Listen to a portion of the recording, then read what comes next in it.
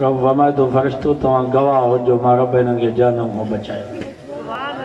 कोशिश कयो आम मजलिस राग जी महफ़िल हुजे पोइ तव्हांजी मर्ज़ी आहे, भली कोठनि ते वेठा हो, वणनि ते टंगिया पिया हो, कुतनि ऐं रिछ जी बछ हुजे, मेलो मलाखड़ो हुजे, पोइ तव्हांजी मर्ज़ी आहे जिथे वेही वञी ॾिसो, पर क़ुरान मजीद जे मजलिस जो अदब हुजणु खपे या न। दुआ कयो अल्लाह असांखे अदब नसीब फरमाए, मने इन अदब जे करे क़ुरान मजीद ॿुधण जे करे रब असां पोइ राज़ी थिए। त बहरहाल हज़रत उमर साईं पंहिंजी ज़ुबानी पंहिंजी कहानी बयान थो करे। नबी साईं दुआ घुरी होॾो हज़रत उमर, नबी साईं जी दुआ कीअं थी क़बूल थी। हज़रत उमर फरमा थो मां वेठो हुयुसि घर में सोचां पियो त आख़िर ही जहिड़ो केसि ताईं हलंदो। ॿाहिरि ॿाहिरनि जा दुश्मन, औलाद पीउ मां जो दुश्मन, सौट मासाद मारोट पुफाट सभु हिक ॿिए जे मथां कात कुहाड़ा खई वेठा आहिनि। जहिड़ो ख़तम त कोन थो थिए, रहंदो ॾींहों ॾींहुं जहिड़ो वधे पियो। हज़रत उमर फरमाए थो मां सोचे सोचे हिन मंज़िल ते पहुतुसि त असुल जहिड़े जो मुंडु मोहम्मद आ। मोहम्मद हूंदो त जहिड़ो ख़तम कोन थींदो, जहिड़ो वधंदो रहंदो। जेकॾहिं जहिड़े खे ख़तम करिणो आहे, मके में अमन अमान क़ाइम करिणो आहे, त पोइ मुस्लमाननि जे क़ाइद, मुस्लमाननि जे रहबर मोहम्मद मुस्तफ़ा खे मैदान तो हटाइणो पवंदो। उमर फरमाए थो मां हथ में तलवार कयमि, घोड़े ते सुवार थियुसि, फ़ैसिलो कयमि त बसि अॼु मके में या उमर हूंदो या मोहम्मद हूंदो। अॼु हिकु ई कहाणी करणी, पर वाह रब तुंहिंजी कुदरत जा अजीब फ़ैसिला। तवजो करियो, होॾो शैतान रात ॾींहुं अल्लाह जी इबादत पियो करे, ज़मीन ते गिराठ जेतिरी बि जाइ ख़ाली न हुई जिथे शैतान सजदो न कयो हुजे। पर अल्लाह खे शैतान जो न रुकू पियो वणे, न सजदो पियो वणे, जो त रब जे इल्म में हुयो त ही हरामी थींदो। बाबा रब खे ख़बर हुई कि न? इन जे करे शैतान जी काई इबादत रब खे वणे कान पई। पर हेॾो हज़रत उमर हथ में तलवार खणी करे निकितो आहे त मां मुस्लमाननि जे क़ाइद मोहम्मद मुस्तफ़ा खे क़त्ल करण थो वञा। पर अल्लाह खे हज़रत उमर जो इहो हलण बि वणे पियो, अल्लाह खे हज़रत उमर जी इहा अदा बि वणे पई, जो त रब जे इल्म में हुयो त अॼु उमर मुंहिंजे सोने जो गुलाम थियो। हज़रत उमर फरमाए थो मां अचां पियो, रस्ते में हिकिड़ो मुस्लमान मिली वियो, बनी ज़ोरा कबीले जो, नईम हुन जो नालो। मूंखे जो कावड़ में ॾिठई तलवार म्याण मां निकितल ई, या जहिड़े जी निशानी। जे हिते पिताफनि खे तव्हां ॾिसो, वर मथे हुजनि, कुलनि में बंदूकूं हुजनि, भॼंदा वञनि, सम्झिबो त ख़ैर न आहे, जहिड़ो थींदो। उन वक़्त में जॻह जी निशानी आहे। तो उन सहाबी फरमायो उमर ख़ैर त आहे केॾां पियो वञी? त हज़रत उमर कावड़ ऐं गुस्से में चयो अना अक़्तुल मुहम्मदा, मां वञा थो मुस्लमाननि जे क़ाइद, मुस्लमाननि जे रहबर मोहम्मद मुस्तफ़ा खे क़त्ल करण जे लाइ। अॼु मां फ़ैसिलो कयो आहे त मके में या उमर हूंदो या मोहम्मद हूंदो। तो उन सहाबी फरमायो उमर चरियो त कोन थियो आहे, तोखे किथे आहे एतिरी ताक़त जो तूं असांजे मिठड़े मोहम्मद जो मुक़ाबिलो करे सघीं? उमर उते पुलिस ऐं फ़ौज जो पहिरो कोन्हे, उते रेंजर जो पहिरो कोन्हे। वल्लाहु यासिमुका मिनन्नास, उमर असांजे सुहिणे मोहम्मद जी हिफ़ाज़त करण वारो रब पाक। तोखे किथे आहे एतिरी ताक़त जो तूं असांजे नबी जो मुक़ाबिलो कर? असां मरी विया आहियूं। सचो सुभान अल्लाह। हा ज़रूर नबी जा सहाबी तव्हां असां जगह थोड़े कदम बढ़ाओ हम तुम्हारे साथ। तो जेल में वेंदा हूंदा मुलाक़ात जे लाइ बि कोन ईंदा। 6 महीना लॉकडाउन ही करा को फोन ते पुछा कई त जहिड़ा हो या भई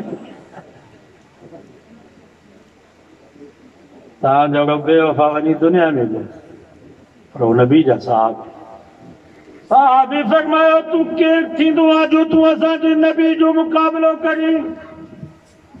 पर असां मां त जान छॾा। हज़रत उमर कावड़े गुस्से में चयो सबात छा तूं बि साथी आहे छा?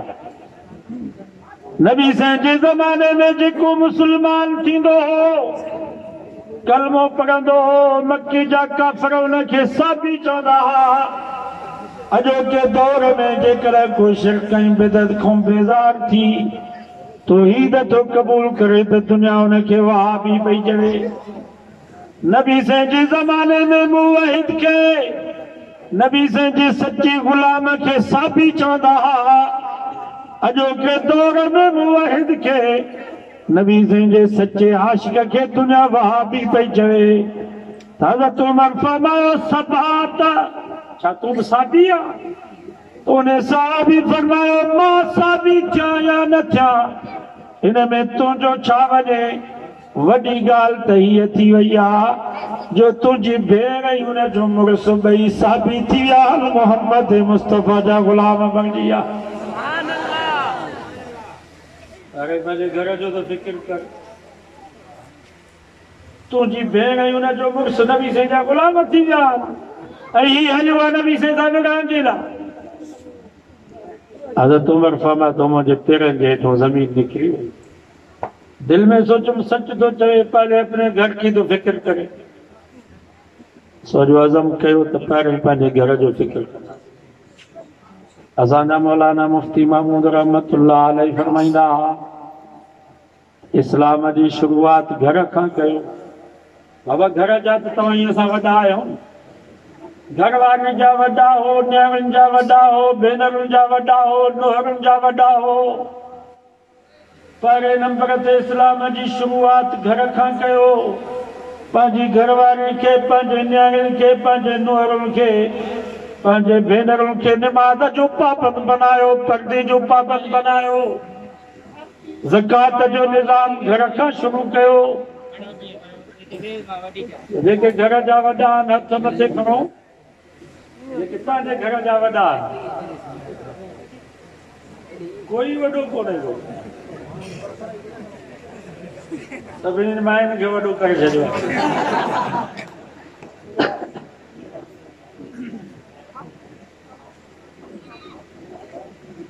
ॻोठ जो वॾो आहे त ॻोठ खां इस्लामी निज़ाम जी शुरूआत करे।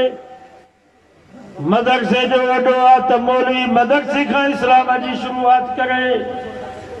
मदरसे जा उस्ताद मदरसे जा तालिब नमाज जा पाबंद बणिजी वञनि सुन्नत जे मुताबिक़ ज़िंदगी गुज़ारनि। बाबा एतिरी हुकूमत असांजी आहे या न? हर कंहिंजी भला पंहिंजे घरवारी जे मथां त हुकूमत आहे न्याणियुनि ऐं बच्चनि जे मथां त हुकूमत आहे। जेतिरी असांजी हुकूमत आहे ओतिरी महिनत कयूं। सही त चवां या ग़लति? पर पाण ई असां निमाज़ न पढ़ंदासीं त घरवारी केॾो निमाज़ पढ़ंदा। पाण ई मस्जिद में न ईंदासीं त बच्चा मस्जिद में केॾो ईंदा। मदरसे जो मोहतमिम पाण निंड में सुतो पियो हूंदो सुबुह जो 9 बजे जाॻंदो त उस्ताद ऐं तालिब केॾो निमाज़ जी पाबंदी कंदा। जेतिरी जंहिंजी हुकूमत आहे ओतिरी कोशिशि कयो ऐं इंशाअल्लाह जेकर इन नमूने सां असां कोशिशि कंदासीं त पाकिस्तान में इस्लामी निज़ाम अची। इन जे करे हज़रत उमर फरमायो पर पंहिंजे घर जो फिक्र कजे। घोड़े जी वाघ वराई। हज़रत उमर फरमाए तो सिधो आयुसि मां पंहिंजे भेण जे दरवाज़े ते फसमीतु पोइ मूंखे कुझु आवाज़ ॿुधण में आयो पर सम्झ में न आयो त आवाज़ छाजो। एतिरो सम्झुमि त घर में कुझु पढ़ी रहिया आहिनि। असुल ॻाल्हि इहा हुई त हज़रत उमर जी भेण ई भेणीअ जो मुस्लमान थिया त नबी साईं हज़रत ख़ब्बाब रज़ी अल्लाह ताला अन्हु खे मोकिलियो त वञो उन्हनि खे घर में क़ुरान मजीद जी तालीम ॾई आहे, दीनी मसाइल उन्हनि खे सेखारिया। छो त ॿाहिरि तालीम ते बि पाबंदी हुई, तबलीग ते बि पाबंदी हुई, तालीम भी लिखी छुपी ॾिनी वेंदी हुई, तबलीग भी लिखी छुपी कई वेंदी हुई। इन जे करे हज़रत ख़ब्बाब रज़ी अल्लाह ताला अन्हु लिखी करे उन्हनि खे घर में क़ुरान पियो पढ़ाए। फज़रब्तुल बाब, हज़रत उमर फरमाए तो मां दरवाज़ो खड़कायो, मां अंदरों आवाज़ आयो, मन दक्कल बाब, केरा दरवाज़े खड़काइण वारो? मां चयो उमर बिन ख़त्ताब। त ख़ब्बाब त डपई ख़ौफ़ में लिकी वियो, भेड़ी अची डिॼी दरवाज़ो खोलियो। हज़रत उमर फरमाए तो बि मां उनखे मारण शुरू कयुमि, एतिरो मारियोमांसि जो सॼो रतो रत बणिजी वियो, त विच में भेण दीवार बणिजी वई। त मां चयोमांसि सबा ते छा तूं बि साबियाणी बणिजी वई छा? त भेण जवाब में चयो नहनु सबाना, आओ अदा उमर, असां सभु साबी बणिजी विया आहियूं, असां सभु मोहम्मद मुस्तफ़ा जा ग़ुलाम बणिजी विया आहियूं। तोखे जेको ज़ोर लॻाइणो आहे ज़ोर लॻ। हज़रत उमर फरमाए तो पोइ मां भेणीअ खे छॾे वरी भेण खे मारण शुरू, एॾो मारियोमांसि जो सॼी रतो रत थी वई, पर जबल वांगुरु बीठी रही, वार जेतिरो बि चुरी।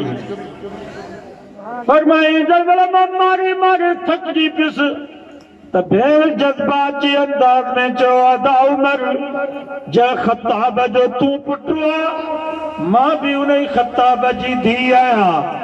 जंहिं अमर जे छातीअ जो तो खीर पीतो आहे, मां बि उन ई अमर जे छातीअ जो खीर पीतो आहे। तूं कुफ्र ते मज़बूत, मां इस्लाम ते मज़बूत। तूं अबू जहल जी संगत नथो छॾे सघीं, त असां सोरे मोहम्मद जी ग़ुलामी कीअं छॾींदासीं? चढ़ियो त पूरो थियो आहे। हज़रत उमर फरमाए त मुंहिंजी जान मां जान निकिरी वई।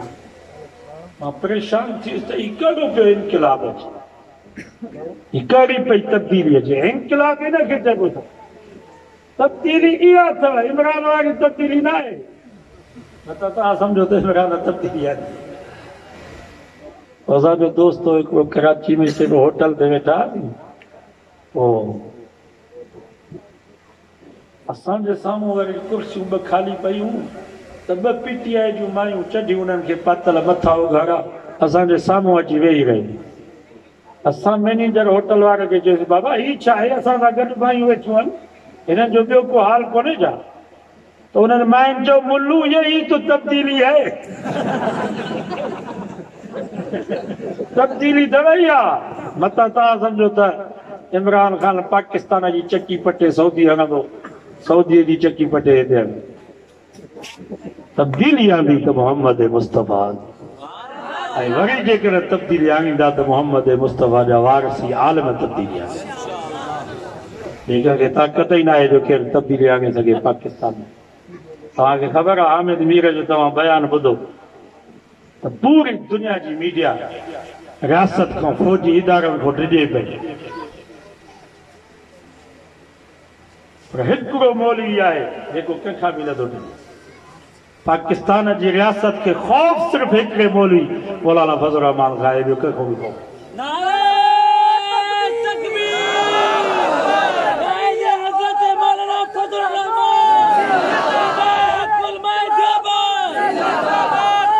ऐं अज़म कयो त इंशाअल्लाह मौलाना जेकर वरी काल ॾिनी, अॻे इशारो कयो मौलाना साल में जेकर ही न वियो त असां वरी इस्लामाबाद जो रुख़ इख्तियार कंदासीं। त सभु इस्लामाबाद वरी अक्टूबर में तयारु आहियो। जेसि ताईं इमरानी हुकूमत हूंदी असां सुकून सां न वेंदा। लोलो पियो वञे हज ते, कावन चयो त असां मरी जाऊं जो तूं हज ते।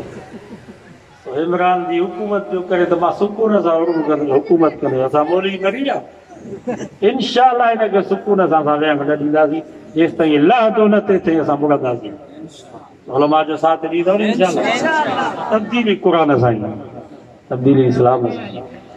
हिन जे करे हज़रत उमर फरमायो हिकिड़ो इनक़िलाब पियो अचे, हिकिड़ी तब्दीली पई अचे।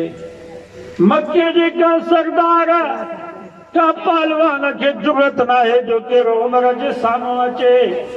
अॼु उमर जी भेण उमर जे साम्हूं थी आ ॻाल्हि चाहे अॼु तो मां सोचे इन ही मंज़िल ते पहुतुसि त ही भेण जो कमाल न आहे, ही मोहम्मद मुस्तफ़ा जे इस्लाम ऐं ख़ुदा जे क़ुरान जो कमाल।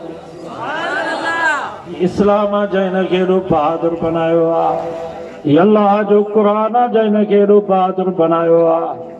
क़ुरान मजीद उते पियो, उन ज़माने में क़ुरान मजीद लिखियल हूंदो चमड़े पत्थर जूं फरायूं हूंदियूं, तख़्तियूं, पन्ना कोड़ा। हज़रत उमर फरमाए थो पोइ मां क़ुरान मजीद खे हथ लाइण जी कोशिशि कई त ॾिसां त हिन में लिखियल छा आहे। त भेण यकदम क़ुरान मजीद जी आयत पढ़ी करे चयो ला यमस्सुहु इल्लल मुतहरून। वदा उमर ख़बरदार थी जा, हिन क़ुरान मजीद खे हथ न लाइजा, छो त ही अल्लाह जो कलाम आहे। जीअं रब पाक आहे त रब जो कलाम भी पाक आहे। ला यमस्सुहु इल्लल मुतहरून। क़ुरान मजीद खे हथ तो लाए सघे जेको पाक हुजे, जेको बावुज़ू हुजे, जंहिंजो तालुक असांजे सोने मोहम्मद सां हुजे। तुंहिंजा हथ अबू जहल सां मिलियल आहिनि, महिरबानी करे हिन पाक कलाम खे हथ न ला। सचो सुभान अल्लाह। हज़रत उमर पंहिंजी भेण खे चयो ठीकु आहे, भला तव्हां मूंखे पढ़ी ॿुधायो हिन में लिखियल छा आहे जो तव्हां चढ़िया थी आयो, कंहिंजी ॻाल्हि नथा ॿुधो, का मार बि तव्हां ते असर नथी करे। भेण खे चई भला मूंखे पढ़ी ॿुधा। सचो सुभान। हदीसुनि जे किताबनि में अचे थो पोइ हज़रत उमर फारूक जी भेण फातिमा बिन्त ख़त्ताब क़ुरान मजीद जे सूरत ताहा जी तिलावत थी करे अॼोके दौर में असांजी भेण असांखे लाॾा ॿुधाईंदी, सेरा ॿुधाईंदी, दुनिया जूं कहाणियूं ॿुधाईंदी। पर वाह उमर मां तुंहिंजे भेण जे कदमनि जे जुती जे मिट्टी जे मथां कुर्बान जो अॼु तोखे तुंहिंजी भेण अल्लाह जो क़ुरान मजीद ॿुधाईंदी आहे। हज़रत उमर साईं गोॾा बनी वेठो आहे, भेण क़ुरान मजीद जी तिलावत शुरू थी करे अऊज़ु बिल्लाहि मिनश शैतानिर रजीम बिस्मिल्लाहिर रहमानिर रहीम ताहा मा अंज़लना अलैकल क़ुरआन लितश्क़ा इल्ला तज़किरतन लिमन यख़शा। अल्लाहु अकबर। काश जो क़ुरान समझो। हज़रत उमर अरबीदान हुयो, क़ुरान मजीद जी ॿोली समझे पियो। जीअं जो भेण क़ुरान मजीद जी तिलावत शुरू कई, हज़रत उमर जे अखियुनि मां पाणी वहणु शुरू थी वियो। क़ुरान मजीद उन जी पत्थर दिलि पाणी करे छॾी। जॾहिं भेण हिन आयत ते पहुती इन्ननी अनल्लाह ला इलाहा इल्ला अना फाअबुदनी, जॾहिं तौहीद जो नारो हज़रत उमर ॿुधो, हज़रत उमर खां दां निकिरी वई, पंहिंजे भेण जे वात ते हथ ॾेई करे चई अदी बस कर त ॿियो क़ुरान मां मोहम्मद मुस्तफ़ा जे ज़ुबान मां ॿुधा। बस वधीक न पढ़, मां बर्दाश्त नथो करे। हज़रत ख़ब्बाब रज़ी अल्लाह ताला अन्हु जेको लिखियो वेठो छुपियो वेठो, ॾिठई त उमर रोए थो पियो, क़ुरान मजीद उनखे पाणी करे छॾियो आहे त यकदम ॿाहिरि निकितो। हज़रत उमर खे चई अबशिर अबशिर या उमर, ओ अदा उमर मुबारक हो जाई, अदा उमर मुबारक हो जाई, तुंहिंजे बारे में असांजे सुहिणे नबी जी दुआ रब क़बूल करे छॾी। सुभान अल्लाह। हज़रत उमर साईं पंहिंजे भेणीअ ऐं हज़रत ख़ब्बाब रज़ी अल्लाह ताला अन्हु सां गॾिजी साईं जन वटि आयो। नबी साईं मके में हिकिड़ी जाइ दारे अरकम, हज़रत अरकम हिकिड़ो सहाबी हो, उनजे घर खे नबी साईं मदरसो बनायो, छो त ॿाहिरि मदरसनि ते पाबंदी। उमेद तालीह मदरसे जा तालिब वेठा हुया। हज़रत उमर जीअं जो दारे अरकम में दाख़िल थियो त 39 तालिब उथी बीठा, हथनि में लठियूं खजनि जूं छड़ायूं, के दरवाज़े ॾे भॻा, के नबी साईं ॾे भॻा। मता उमर नबी से ते हमलो करे।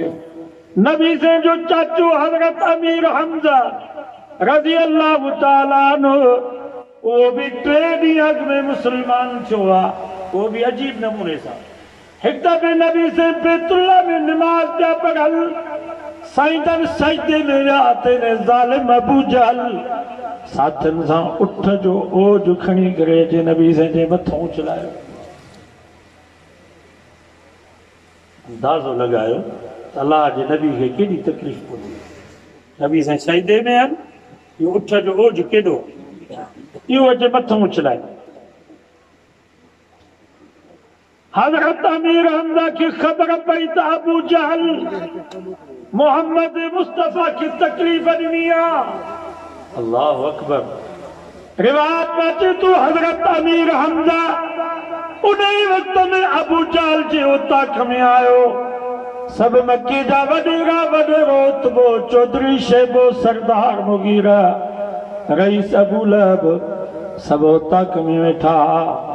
हज़रत अमीर हमज़ा अबू जहल जे मुंहं ते चमाट हणी करे चयो, बेहया अबू जहल तोखे एॾी जुरत थी आहे जो तूं मुंहिंजे यतीम भाटे सां विढ़ी पियो। अॻे ज़ालिम मुंहिंजे भाटे तुंहिंजो ॾोह कहिड़ो कयो आहे, हू त हिकिड़े अल्लाह जी ॻाल्हि पियो करे।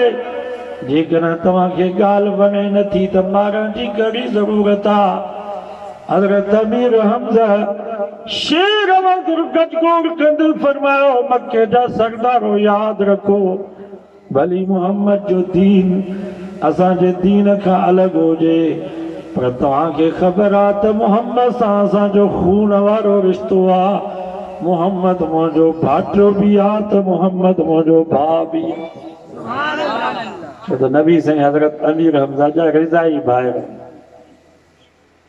जेको मोहम्मद सां विढ़ंदो उनजो असां सां जहिड़ो आहे। असां मोहम्मद जे मथां पंहिंजी जान कुर्बान कंदासीं। मक्के जे कंहिं सरदार खे ज़रूरत न हुई जो हज़रत अमीर हमज़ा जे हथ खे केरु रोके।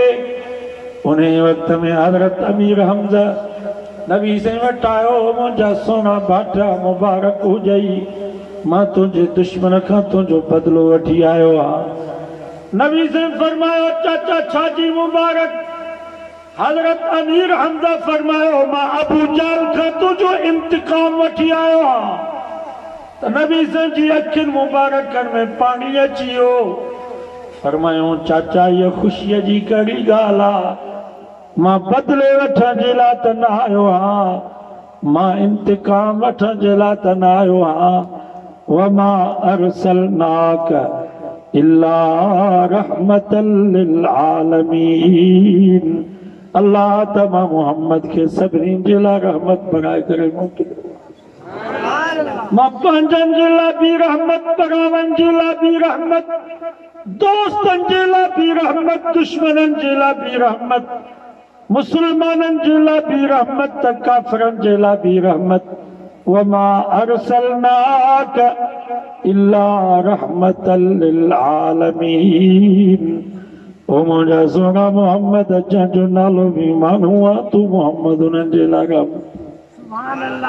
हिन जे करे मक्के जा वडेरा रात जो बैतुल्ला जे गिलाफ के पकड़े करे दुआऊं पिया घुरनि। अल्लाहुम्मा इन काना हाज़ा हुवल हक़ मिन इंदिक फअम्तिर अलैना हिजारतन मिनस समा अवीतना बिअज़ाबिन अलीम। नाज़िबारो सूरत अनफाल। मक्के जा काफ़िर बैतुल्ला जे गिलाफ के पकड़े करे दुआऊं पिया घुरनि। या अल्लाह, जेकर ही मोहम्मद सचो आहे, असां कोन था वञूं, वसा असांजे मथां पत्थरनि जो मींहुं, हाण असांजे मथां दर्दनाक अज़ाब।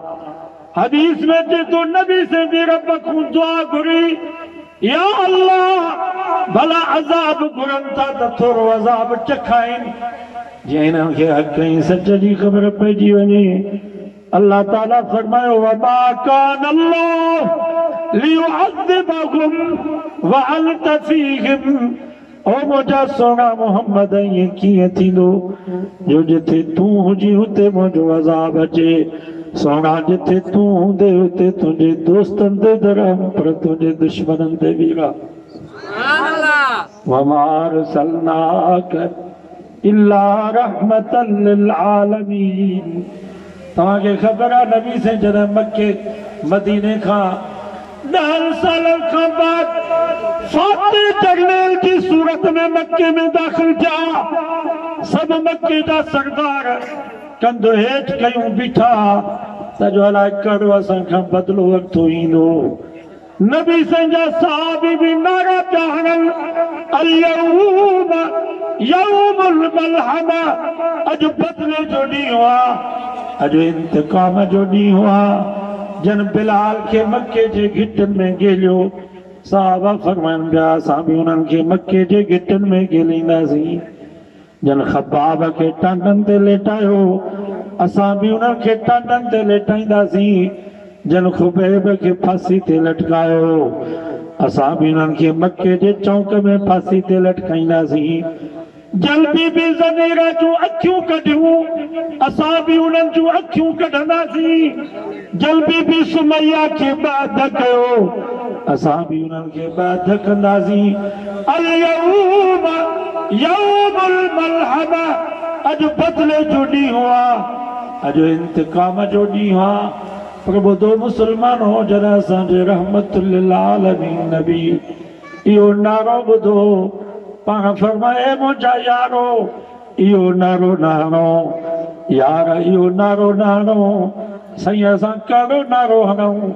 नबी से फरमाया अल-यौम यौमुल मरहमा, पाण फरमायूं अॼु बदिले जो ॾींहुं न आहे, अॼु इंतकाम जो ॾींहुं न आहे, अॼु त माफ़ करण जो ॾींहुं आहे, अॼु त बख़्शे छॾण जो ॾींहुं आहे। जेके बि वॾेरा साम्हूं बीठा हुआ नबी से जो रहम जोश में आयो फरमायो इज़हाबू व अंतुम तुलका, ओ मक्के जा सरदारो वञो तव्हां सभु आज़ाद आहियो। मन दख़ल फी दारिही फहुव आमिन, जेको पंहिंजे घर वियो उनखे बि अमुन। व मन दख़ल फी बैतिल्लाह फहुव आमिन, जेको बैतुल्लाह में दाख़िल थियो उनखे बि अमुन। व मन दख़ल फी दार अबी सुफियान फहुव आमिन। नबी से फरमायो जेको मुंहिंजे पुराणे दुश्मन मक्के जे सरदार जनाब अबू सुफियान जे घर में दाख़िल थियो मोहम्मद उनखे बि अमन ॾेई छॾियो। ला तस्रीब अलैकुमुल यौम, ओ मक्के जा सरदारो वञो तव्हां ते काई मयार कान्हे का, मोहम्मद सभिनी खे माफ़ कयो, माफ़ कयो, दरगुज़र कयो, माफ़ करण भलो अथव। ख़ुसूसन जॾहिं दुश्मन जे मथां तव्हां ग़ालिब थी वञो, तव्हांखे बदिले वठण जी पूरी सलाहियत ऐं कुवत हुजे, उन वक़्त में पंहिंजे दुश्मन खे माफ़ कयो। ही मोहम्मद मुस्तफ़ा जी सुन्नत अथव। बाक़ी पुंजी न सघो पोइ चओ त माफ़ अथई, इहो कहिड़ो माफ़। लैज़ शदीद बिस्सुरा, नबी से फरमायो बहादुरी त सर में न आहे, मत तव्हां ईअं सम्झो त बहादुरो आहे जेको ॿिए खे दसे वञे, ॿिए खे घर वेठे मारे वञे, घर वेठे कंहिंखे गारियूं ॾेई वञे, इहो त लुच चइबो, इहो त लोफर ऐं गुंडो चइबो, इहो त बदमाश चइबो। मुंहिंजे नबी फरमायो बहादुरो आहे जेको कावड़ जे वक़्त में पंहिंजी कावड़ खाई वञे, इन जहिड़ो बहादुर दुनिया में कोई कोन्हे। माफ़ कयो, पर गुस्ताख रसूल खे माफ़ न कयो। उते नबी से फरमाया इब्न खत्तल जेको गुस्ताख हुयो, नबी से फरमाया बैतुल्लाह जे ख़िलाफ़ खे जेकर चंबड़ी करे माफ़ी वठे उते इन जी मुंडी लायो। रब फरमाए थो मां पंहिंजे दुश्मन खे माफ़ कंदुसि, मोहम्मद मुस्तफ़ा जे दुश्मन खे मां माफ़ न कंदुसि। गुस्ताख रसूल जी सज़ा मौत। असांजा हज़रत साईं बेरवारा रहमतुल्लाह अलैह फरमाईंदा कादियानियत ॾाढो नासूर आहे। सॼी दुनिया मगरिबी दुनिया यहूदी ईसाई सब कादियानी जी पुष्टपनाई था कनि, हता हिंदुस्तान जा हिंदू उहे बि कादियानी जो पासो आहिनि।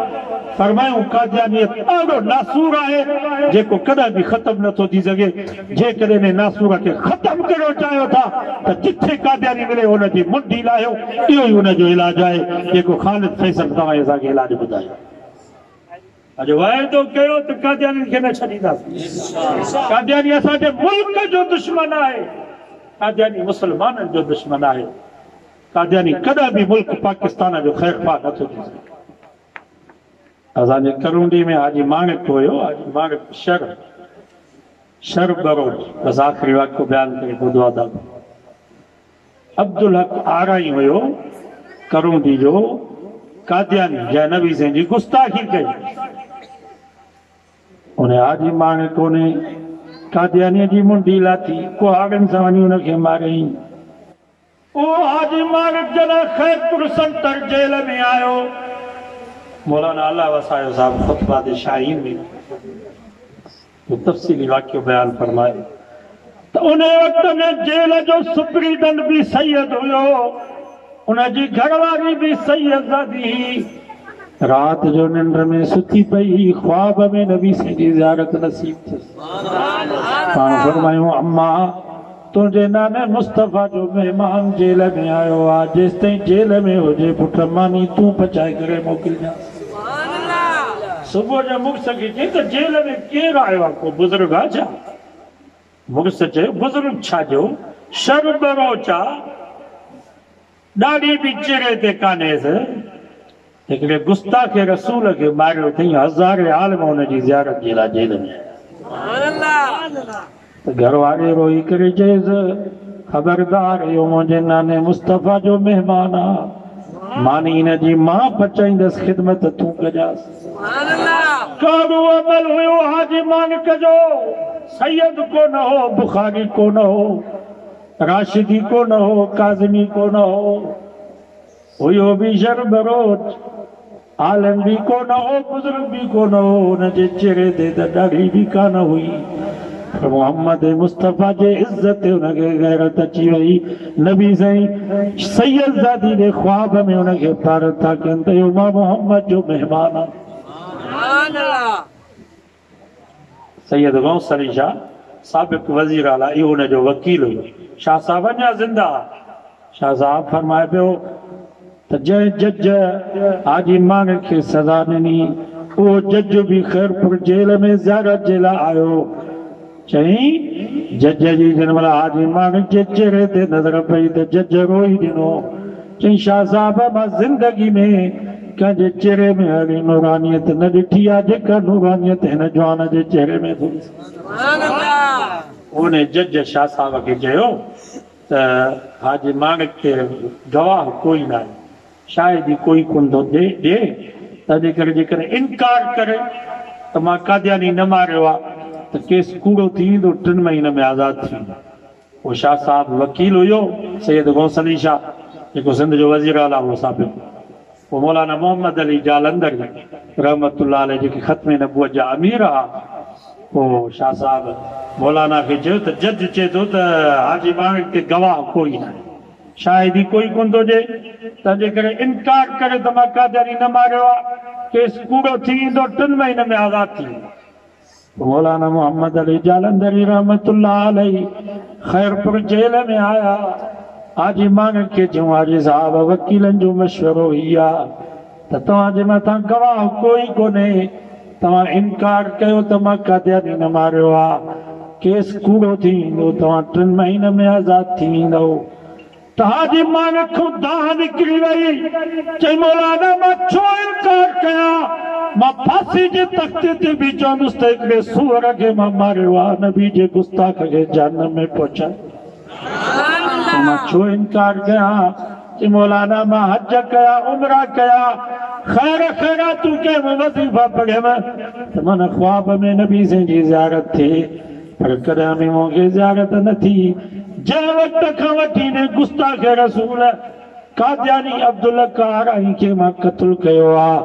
खैरपुर जे जेल में का रात खाली न आहे जो मोहम्मद मुस्तफ़ा जी ज़ियारत न थी।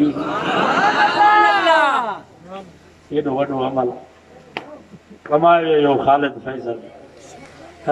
सभिनी मोलनि खे बि पोइ ते करे ॾिनो। पीर बुजुर्ग सब पोइते थी विया। अल्लाह ताला कम हिकिड़े नौजवान खां वरितो जंहिंजे चेहरे ते दाढ़ी बि कान आई, गुस्ताख रसूल खे मारियईं अदालत में ऐं चई त मां हिन खे मारियो आहे, जेको बि गुस्ताखी कंदो उनजी सज़ा इहा आहे। अॼु अज़म कयो त गुस्ताखे रसूल खे न छॾींदासीं। ही मुल्क मोहम्मद मुस्तफ़ा जे ग़ुलामनि जो मुल्क आहे। हिन मुल्क में रहंदा त मोहम्मद मुस्तफ़ा जा ग़ुलाम रहंदा। कादियानियुनि खे हिन मुल्क में रहण जी काई जान आहे। अल्लाह सां ख़ुदि दुआ आहे, अल्लाह ताला तव्हां असांजे हिन मुल्क खे हिन कादियानियत जे नासूर खां बचाए। अल्लाह ताला हिन मुल्क में निज़ाम मुस्तफ़ा नाफ़िज़ फरमाए। जन दोस्तनि महिनत करे ही दीनी प्रोग्राम रखियो आहे, अल्लाह उन्हनि जे महिनत खे, हिम्मत खे, जज़्बे खे, ताउन खे, ख़ैरात खे क़बूल फरमाए।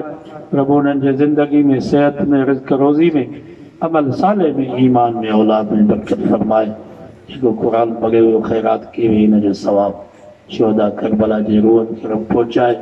ॿिया जेके असांजा अज़ीज़ क़रीब नंढा वॾा जवान पुराणा मर्द औरतूं, ख़ुशूसन असांजे हाल जी शरीफ़ जा जेके शहीद, इहो सॼो सवाबु उन्हनि खे पहुचे।